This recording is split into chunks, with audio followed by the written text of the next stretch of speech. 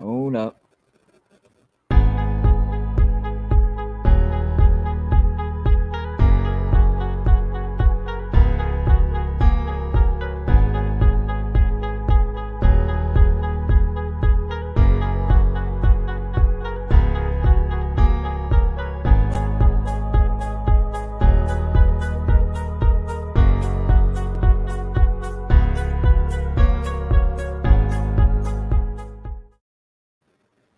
What's going on, guys? That's right. Third night in a row. Trying to pull this off. Let me straighten this camera up just 1 second. There we go. So we're good. Braggin Rights. Third night in a row. We're running a marathon because of March Madness. And, of course, I am on YouTube Live as well on my YouTube channel, Gold and Blue Dude. Let me set up the comments real quick because I want to be able to read comments on both screens. So you could literally, if you had two devices, you could literally watch me from different angles. So you can watch me on my YouTube channel, Golden Blue Dude, or you can watch me here on Braggin Rights on the NBS Central Facebook group, or two devices at the same time. So there you go. I don't know how to exactly pronounce your name. Shardal says, hey, GBD, what's up? I appreciate you stopping by. And Thomas Meselko. Mesilko or Meselko? Dennis Holmes. Shardal Gupta. I got you. I'm not good with pronunciation. So the March Madness is indeed still madness. All these upsets. And I think from the get-go, it was, destined to be more madness than usual because of the seeding. The seeding was crazy. But I've talked about that enough. We're not going to talk about the seeding anymore. We're going to focus on the actual games. So the first game that was up was Loyola Chicago and Illinois.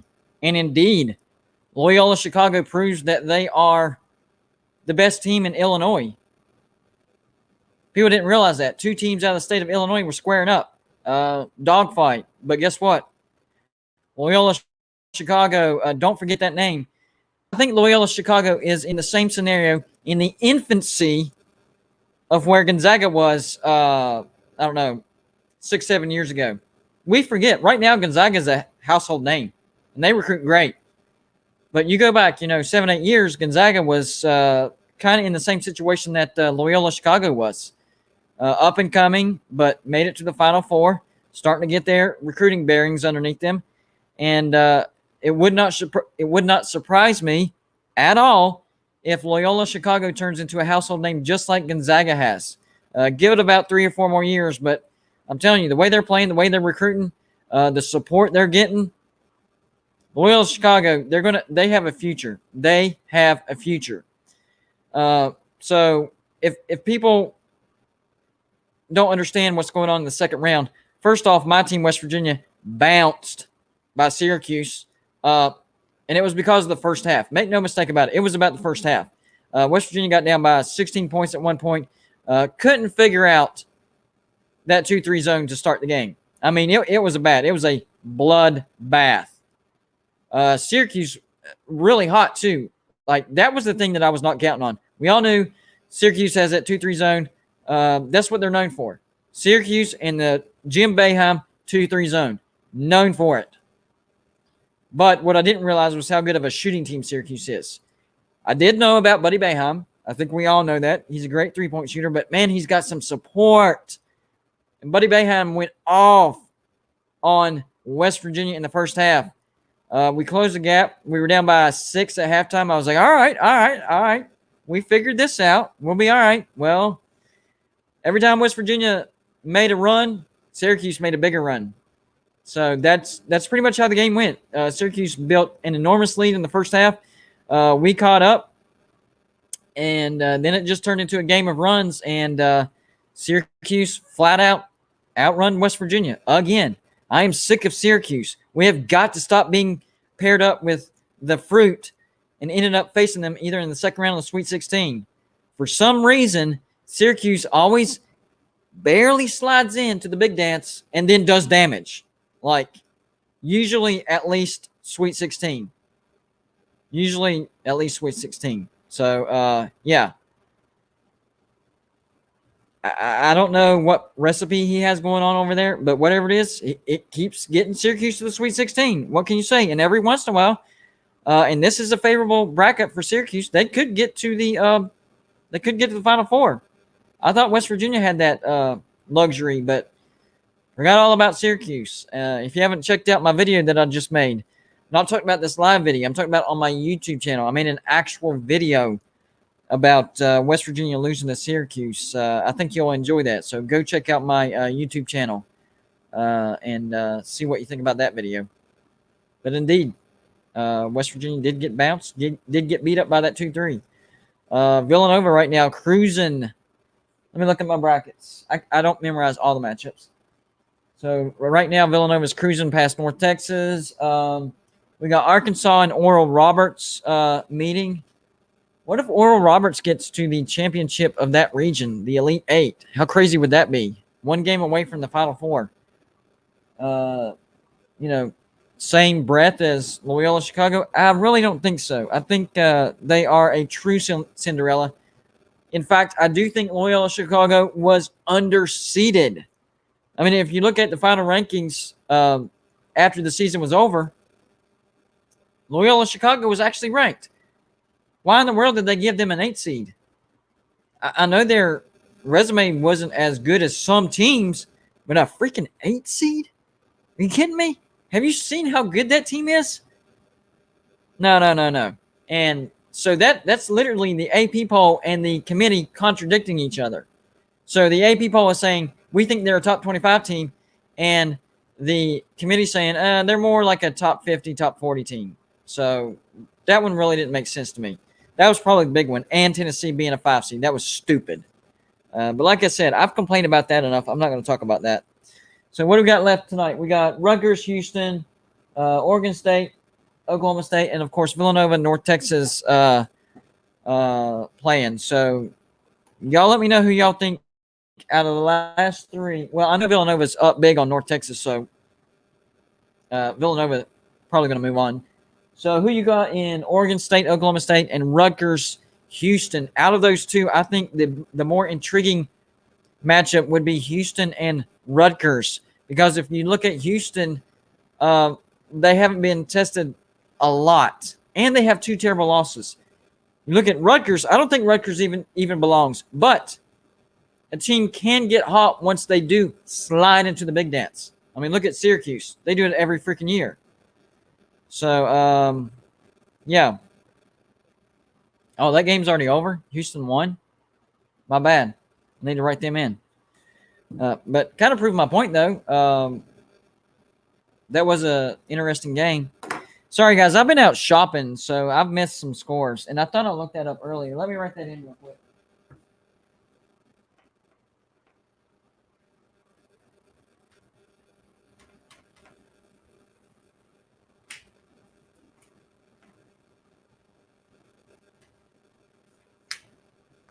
So I was about to do a preview for a game that's already happened.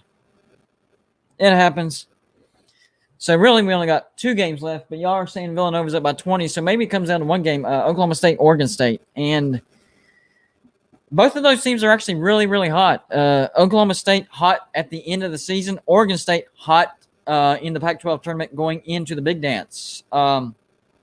Personally, I like Oklahoma State, especially Cade Cunningham, and he is 100% right now. I think he's a future NBA superstar. You heard it here first. So yeah, if Cade Cunningham is 100%, then I'll take Oklahoma State, and it could be by big. I know Oregon State's on cloud 9 right now, feeling pretty good about themselves. They're on a hot streak, but Oklahoma State, man, I'm telling you, from experience, they are a beast, big time beast.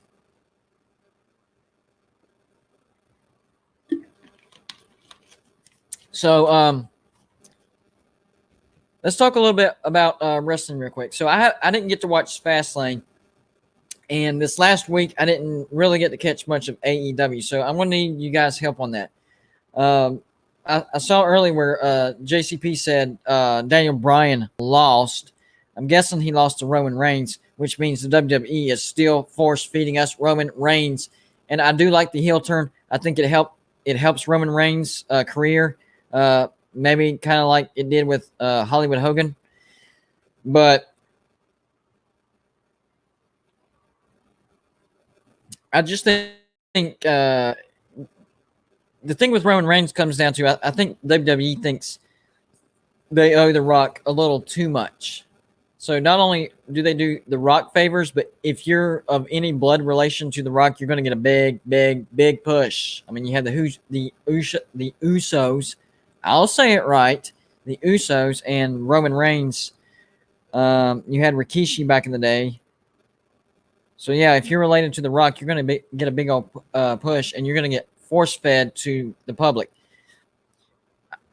I don't mind them favoring, relatives, because we've seen second, third generation wrestlers do amazing. I mean, look at Randy Orton, Cody Rhodes. The list goes on. It does happen, but there comes a point where you have to let it happen organically. You have to let it happen naturally.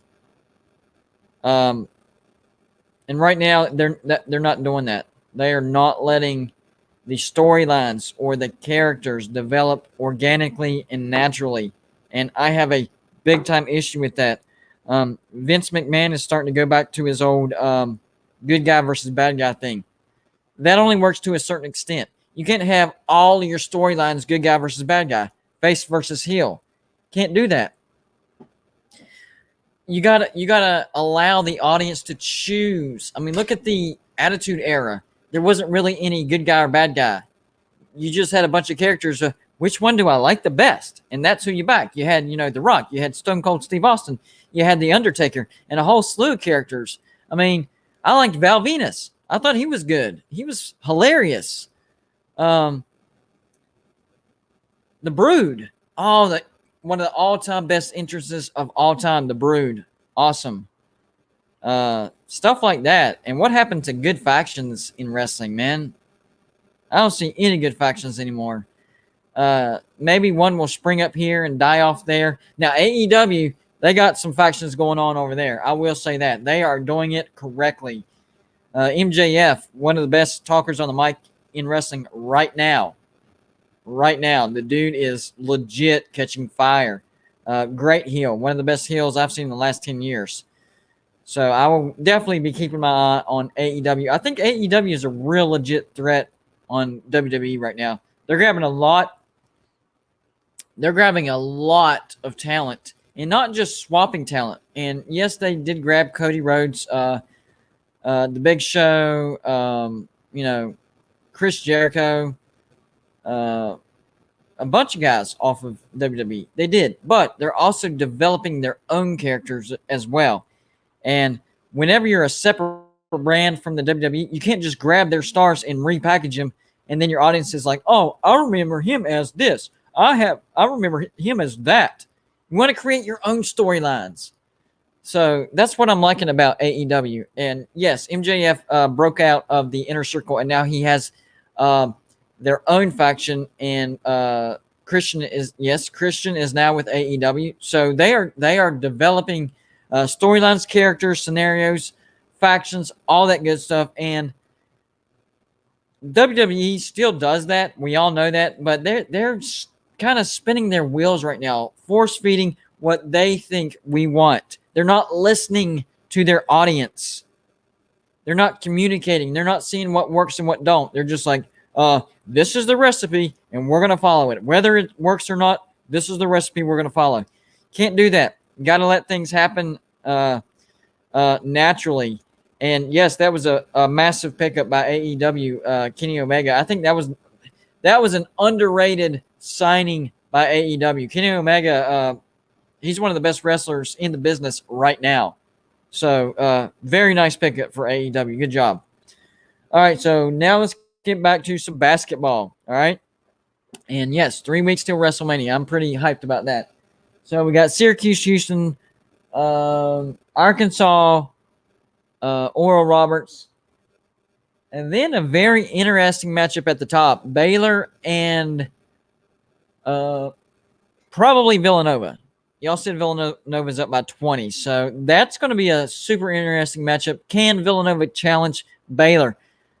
I think Baylor just shoots the ball way too much or way too well. And their defense is very underrated. Baylor's defense is underrated. They have a good defense, guys, a really good defense. They score over 80 points a game, and they allow less than 65 points a game. That margin is over 20 points between what they score and what they allow. And that's why they've been so dominant. Same thing with Gonzaga. Illinois was somewhere in that range, but they were very up and down. Illinois was very up and down.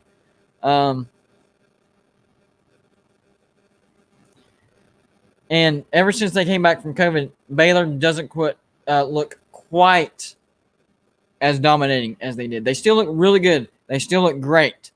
Not going to lie. They look like a number one seed. But they don't look like the Gonzaga B. It was Gonzaga A, and then Baylor was considered Gonzaga B. They were just by far and away the two best teams in the nation. And I think Gonzaga has separated themselves from Baylor. Baylor's in that second echelon by themselves, but that COVID thing, I don't know, rust, something like that happened, and there's a gap between Gonzaga and Baylor now. And then there's a gap between Baylor and the rest. So I do think Baylor is vulnerable, but I would still say that Baylor is the second team in the nation. I would. I really would. But definitely Gonzaga number one, without a shadow of a doubt. And I think out of that top region for Baylor, I think Arkansas could definitely challenge them. Arkansas is hot right now, and Arkansas scores over 80 points a game. Their defense needs to get better. Baylor's going to score points on Arkansas for sure, but Arkansas can definitely keep up with Baylor as far as scoring goes. And that's a matchup that I want to really happen. That's Gonzaga and Kansas in the Elite Eight. So I'm really hoping that happens. I hope Kansas stays full strength and that Kansas and Gonzaga, duke it out in the Elite Eight. I appreciate the kind words, Pizza Woman. A loss is a loss. I'm not going to stop doing YouTube or stop doing live shows or stop, talking to my friends or subscribers just because we lost. It happens. Life goes on. Everybody has their own team. I can't just sit here and sulk because my team lost. There's other people's teams that are still in it. And then after basketball is over, we start looking for football. And I'm really looking forward to doing some predictions. I can't wait for that. I love doing season predictions and analysis and how I think the conferences will finish. I was really close on the Big 12 last year. I think I was only off by like one spot. I think I was off with where I thought Oklahoma State would finish, but that's about it. So I was close with that one. Basketball legend in the house. What's going on, bud? Huffer Belly Paul. Yes, you are correct. We all get disappointed, especially in sports, especially in March Madness. You start out with 68 teams, but guess what? Only one team. Only one will win the national championship, which means if your team doesn't win the national championship, it's going to lose somewhere along the line. And to be honest with you, the deeper you get in, the more it's going to sting. The more that is going to be raw. The more you're going to think about it. So it's really a crazy thing to think about. It's almost a catch-22. You want to go to the Final Four, but then you get to the Final Four and you're like, well, actually, now I want to go to the national championship. You get to the national championship, you're like, well, now I want to win the national championship, So it's a big old emotional mad train, I think. Hold on. So Pizza Woman has officially arrived at Golden Blue Dude International Airport.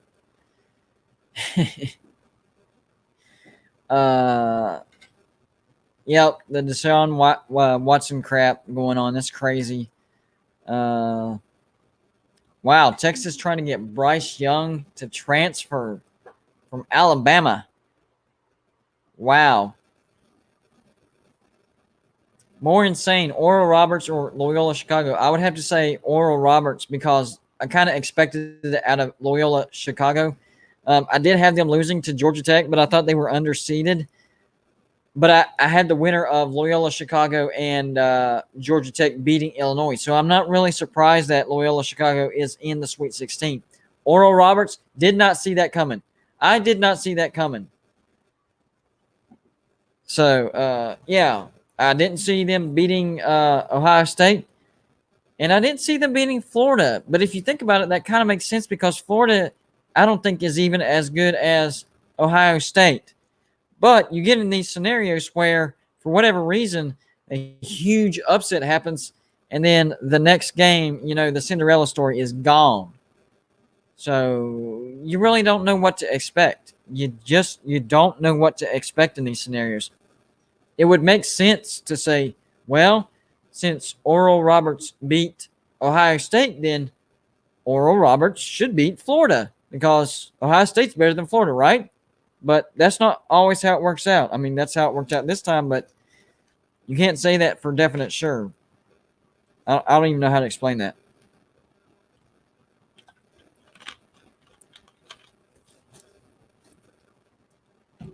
So,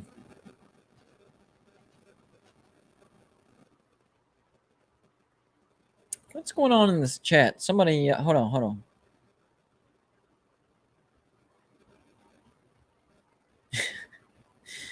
We got some beef going on in the chat. Uh-oh. I didn't see what happened. I was kind of off in my own world, but looks like we got some legit beef going on. But Oral Roberts definitely surprised me. That one, number one, it busted a lot of people's brackets right out of the gate by beating Ohio State. It got a player for Ohio State some death threats, which was stupid. I don't agree with that. They were thinking about firing the coach. There was a player that transferred, so that was a whole lot of craziness that happened with Ohio State whenever they lost to Oral Roberts. It really shows people's, I don't know, psyche. Pepsi, Hog, Michael Hog, Pepsi, 100%. So, yeah, it brings out the worst in humanity sometimes, and I don't understand that. I mean, I fully admit and agree that sports is an emotional thing. 100%. It is definitely an outlet, and it is definitely very emotional, but not to the point to where you start sending death threats to people. Like, that's just stupid. It's dumb. That doesn't even make sense to me. Makes no sense to me. So I really hope that they are able to track down whoever that is, and there has to be some sort of law that they can prosecute on him because that's just nonsense. We don't need idiots like that doing that. Saying he's going to hunt the guy down. He hopes he dies, and he'll do it himself. So yeah, that's there's no excuse for that. Well, so far the Pac-12's been undefeated, so they do have a good shot. We got Oregon State, Oklahoma State going down today, and then tomorrow, let's see, we got USC, Kansas, we got Oregon, Iowa, we got Colorado, Florida State, and we got UCLA and Abilene Christian. What about Abilene Christian? Dadgum.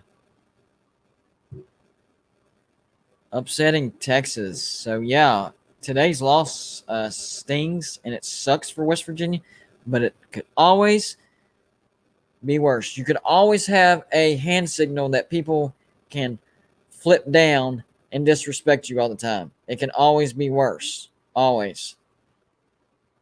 I threw the horns down on the right side and the left side. I got my boy X on the Facebook side of things. He's stopping by. Appreciate the support. I got all my subscribers on my right side, and maybe a couple that are watching both screens at the same time, getting both views, trying to figure out which side of gold and blue dude is prettier. I'll let y'all decide that. I don't know if it's the left side or the right side. But either way, we got both sides covered. So I'm guessing it will be Baylor and Villanova. I can't really do a score update right now because all my devices are taken.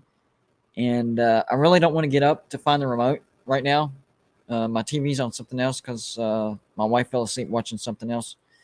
So I might have to rely on you guys for that. But as far as for West Virginia, no excuses, guys. I think maybe they had the same mindset as I did and took Syracuse too lightly. Maybe they saw that 11 seed and was like, we got an easy path to the Sweet 16.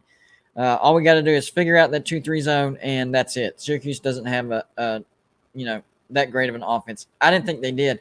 I knew Buddy Boeheim was a good three-point shooter, but I didn't realize the whole daggum team can shoot 3 points. So I don't know. So X wants to know, who do I think will win it all? Well, whenever the brackets first came out, I picked Kansas. I think I'm going to stick with Kansas. They had a stretch in the middle of the season where I was wondering if they would even get a single-digit seeding. I was thinking they could maybe slide in as a 10 seed. They've gotten really, really hot. I think they match up against Gonzaga really well. So I think the winner of the Kansas-Gonzaga matchup, and I'm predicting Kansas to get to the Elite Eight to face Gonzaga. And I think Kansas has a really good shot of beating Gonzaga. And I think if and when, because I'm going to have faith in them, if and when they do, I think their confidence will go through the roof. And I think Arkansas will come out on the other side. I think Arkansas will upset Baylor. So I think the national championship will be Kansas versus Arkansas, with Kansas being the national champion. Cinderella story. I'm really liking. I don't know if you can still consider them Cinderella, but I'm really liking Loyola Chicago. Whenever the brackets came out and I saw the 8 seed beside of Loyola Chicago, I'm like, this is stupid. Stupid. That made no sense. And so, I mean, I don't consider them Cinderella. I guess that's what I'm trying to say. Just because I'm not saying Loyola Chicago doesn't mean I don't think they're going to go far. I do think Loyola Chicago is going to go far. I just don't consider them a Cinderella story. So excluding Loyola Chicago, I would have to say, Oral Roberts. They've already done it. They're in the Sweet 16. They just beat Florida. I do think they get beat by Arkansas. I think even though they're in a Power 5, I would say Syracuse. I know they're 11 seed and they're in the Power 5, but they barely. They were on the bubble. They were the last 4 in. I think that's a pretty good matchup for Syracuse against Houston. I think Syracuse could potentially be a Final Four team. The bracket sets up nicely, so we'll be looking at Cinderella, Loyola Chicago, even though I don't consider them a Cinderella, and Cinderella Syracuse, even though they're in a Power 5 and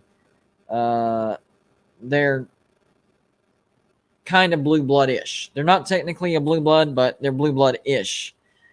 But because of their seeding, you could probably consider them a Cinderella story. So, yeah. And Oral Roberts has already made it to the Sweet 16. That's 2 games farther than I had them going. I'll be honest with you. So, I think Abilene Christian will get beat. I like how they press people and how they get a lot of turnovers. But the thing that concerns me with Abilene Christian, and we saw it last night, is their offense. They're not very disciplined on the offensive side of the ball. They dribble drive a lot. The problem is they kind of get out of control and they bounce it off their foot, or they just continue dribbling out of bounds, or errant pass, or a crazy shot, flinging it over their shoulder and stuff. It looks like whenever Abilene Christian is on offense, it looks like what you see maybe a JV team, where they're starting to get their skills, set in, but it's not all quite there yet. They're very disciplined on defense, but then whenever they come over to the offensive side, they don't have any discipline. They definitely need to go through some more dribble techniques and stuff like that. So they just get out of control, and they love that dribble drive, and they just keep going, bounce it off their foot, or the next thing you know, you're right under the basket. I got to fling it up now, and that's why they remind me of a JV team, because that happened to me several times. You drive. All of a sudden, you notice you're about to pass the basket, so you got to fling it up right there and throw up a circus shot. So, yeah, I like Abilene Christian, but they are not disciplined offensively. But fortunately for them, that didn't matter against Texas, and I picked that upset. I did pick Abilene Christian over Texas.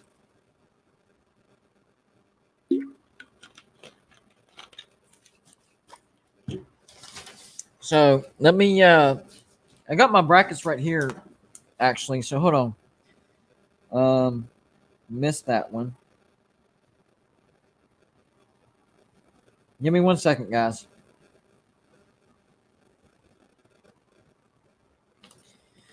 All right, so a lot of things I did miss, unfortunately, especially on the right side.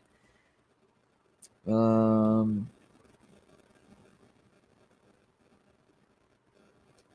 on. So that is out. Probably should have done this earlier, but you know what? It's all good. So I missed that one. That one's good. Missed that one. I'm going to go ahead and put in Villanova on my brackets, by the way. Villanova. Oh, man, the North Carolina pick killed me. I should have known better than that, but I was thinking, blue blood, their experience there. Why not, So the right side of my brackets are just trashed right now. They are just trashed. Not good. I think that's good. All right, so let's go to the right side. Okay, none of those have played yet, so I got to mark that out, and I got to mark that out, and I got to mark that out. All right, so here we go, guys. First, I'll show you guys. So let's see. This side of my brackets is especially trash. This side ain't good either, but this side is super trash for you guys. Left side, super trashed. Right side, regular trashed. Not good, guys. Not good. But on the plus side, if you look at the West region? If you look at the West region, actually did pretty well. West region actually did pretty well. So one region, I did all right. I don't know if that's worth bragging about. Probably not, but I do a little bit of bragging. Are we good for Villanova? Can we go ahead and put in Villanova? I can't really check an update. What are we looking on Villanova? I need an update, guys. Come on. Let's go.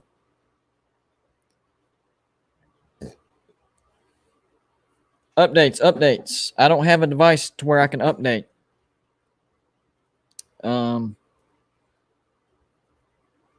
So really, that's the only game I'm waiting on as far as an update. And then, of course, Oregon State and Oklahoma State. And I'm going to pick Oklahoma State to win that. Is that a final score, or Villanova's just up? I know Villanova is up by 20 points. I don't know if that's a final score, 62-42. But I'm going to take Oklahoma State over Oregon State. I think it'll be a close game, but I think Cade Cunningham will be the difference. I think Oklahoma State might have a tad better defense. Oregon State's hot. I did have Oregon State beating Tennessee. I thought Tennessee was way overseeded. 5 seed was just ridiculous, especially in comparison. You had Loyola Chicago as an 8 seed. That was nonsense. That made no sense. So Final bracket. I think it's going to be Baylor and Villanova. Villanova by 20. Arkansas, Oral Roberts. That's going to be a good game. I'm going to have to go with Arkansas. Loyola Chicago, I think they will play Oklahoma State. That's going to be probably the game of the Sweet 16 because I do have Oklahoma State beating Oregon State. So Oklahoma State versus Loyola Chicago, that's going to be a game right there. And then the bottom game, Syracuse and Houston. That one might be an underrated game as well. So we'll definitely have to keep our eyes on all that. But tomorrow, we have to keep our eyes out for the second day of the second round. And then our brackets will be done for at least a day or two until the Sweet 16 comes out. So day one of round 2 will be done here in a few hours. And then day 2, and we'll be back again, 10 p.m. And, of course, we will talk some more wrestling as well. I like my wrestling content as well. And we're going to keep up with this madness until it's all over. We will crown a national championship or a national champion. And for the first 2 rounds, people don't realize 4 days back to back to back to back. And that's what I've been doing here with my Braggin Rights show and with my YouTube channel. Back to back to back to back, 10 o'clock. So I will be back here Monday night at 10 o'clock. And we will actually be wrapping up the second round. I might actually come back on Tuesday after the second round is all said and done because whenever I do these live shows at 10 o'clock, the second round isn't quite wrapped up. You still got, part of a game and then another game. So I might jump back on here Tuesday just to fully complete the second round. I think that sounds like a good plan. So I'm going to go ahead and wrap up Braggin Rights, but I will definitely for sure be back here tomorrow at 10 p.m. Appreciate all the support. Thomas Maselko, Shardul Gupta, and of course X, man. I appreciate you stopping by and supporting. And we will be back tomorrow with some more madness. And then the day after to wrap up the first weekend of madness. I'm still super bummed because West Virginia lost. I know I'm acting like I'm all super happy. I'm not. I'm mad. I'm pissed. I'm angry. I'm upset, but I'm okay. I'm okay. Life goes on. West Virginia lost, and the madness continues. And then we'll move on to college football predictions after the madness is over. So, stay tuned for that. But for Braggin Rights, I will see you guys tomorrow again, 10 p.m. And the madness will almost be over for the first weekend, almost. And then we'll have a complete wrap-up on Tuesday night. So I appreciate everybody stopping by. Thanks for the love. Thanks for the likes. Thanks for the comments. I appreciate the interaction. And we're going to see you again tomorrow at 10 p.m.